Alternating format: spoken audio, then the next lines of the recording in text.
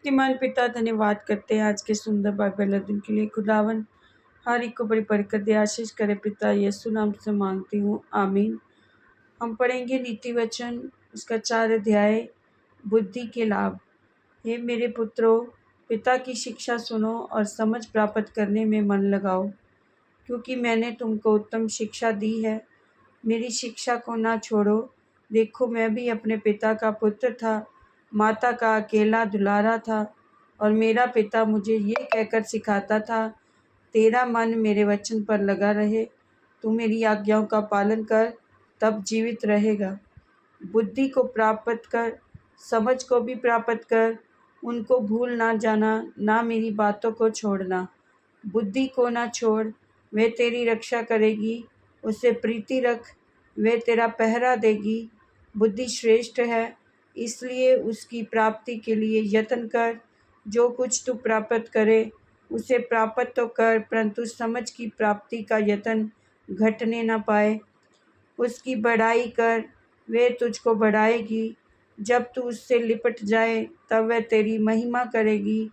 वह तेरे सिर पर शोभामान भूषण बांधेगी और तुझे सुंदर मुकुट देगी। हे मेरे पुत्र, मेरी बातें सुनकर ग्रहण कर, तब तू बहुत वर्ष जीवित रहेगा। मैंने तुझे बुद्धि का मार्ग बताया है और सिधाई के पथ पर चलाया है। चलने में तुझे रोक टोक ना होगी, और चाहे तू दौड़े तो भी ठोकर ना खाएगा। शिक्षा को पकड़े रह, उसे छोड़ ना दे, उसकी रक्षा कर, क्योंकि वही तेरा जीवन है। दुष्टों की राह में पाँव ना रखना, और ना बुरे लोगों के मार्ग पर चलना। उसे छोड़ दे, उसके पास से भी ना चल, उसके पास से भी ना चल, उसके निकट से मुड़कर आगे बढ़ जा, क्योंकि दुष्ट लोग यदि बुराई ना करें तो उनको नींद नहीं आती, और जब तक वे किसी को ठोकर ना खिलाएं तब तक उन्हें नींद नहीं मिलती। वे तो दुष्टता से कमाई हुई रोटी खाते और उपद्रव के द्वारा पाया हुआ दाख मधु पीते हैं। परंतु धर्मियों की चाल उस चमकती हुई ज्योति के समान है, जिसका प्रकाश दोपहर तक अधिक अधिक बढ़ता जाता है। दुष्टों का मार्ग घोर अंधकारमय है, वे नहीं जानते कि किससे ठोकर खाते हैं। हे मेरे पुत्र, मेरे वचन ध्यान धर के सुन और अपना कान मेरी बातों पर लगा।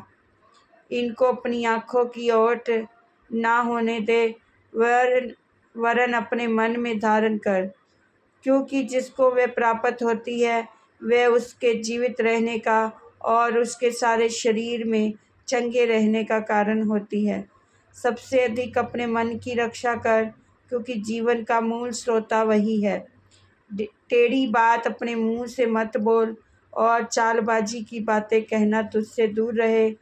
तेरी आँखें सामने ही की ओर लगी रहें, और तेरी पलकें आगे की ओर खुली रहें।